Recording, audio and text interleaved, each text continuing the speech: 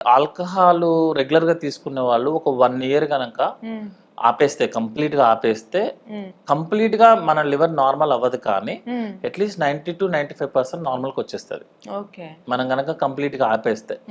యాక్చువల్గా that is called detoxification. అంతేగాని ఒక వారం రోజులు తాగేసి ఒక 2 రోజులు ఆపి దాన్ని డీటాక్సిఫికేషన్ కాదు. రెగ్యులర్గా ఆల్కహాల్ తీసుకునే వాళ్ళని మేమేం చెప్తామంటే మీరు ఒక 1 year కంప్లీట్గా ఆపేస్తే యువర్ లివర్ కంప్లీట్గా 100% రాదు, ఎందుకంటే డ్యామేజ్ అయింది, ఏజ్ ఫ్యాక్టర్ కూడా ఉంటుంది కదా. 90 to 95% నార్మల్కి వస్తుంది. స్మోకింగ్ కూడా సేమ్ రూల్. మీరు స్మోకింగ్ కనుక క్విట్ చేస్తే 100% రాదు మీకు, నార్మల్కి వచ్చేది, కానీ అట్లీస్ట్ 90 to 95% అయితే మాత్రం నార్మల్కి వచ్చేస్తుంది. అంతేగాని అప్పుడెప్పుడో తీసుకున్నాము ఇంకా మాకు క్యాన్సర్ వచ్చేసినట్టే అయిపోయినట్టే అని చెప్పి, ప్రాబ్లం ఏంటంటే మనం ఒక ఇన్ఫర్మేషన్ ఇస్తే దాన్ని యాక్చువల్ ఇంటర్ప్రిటేషన్స్ కాకుండా మనం వేరే ఇంటర్ప్రిట్ చేస్తాం.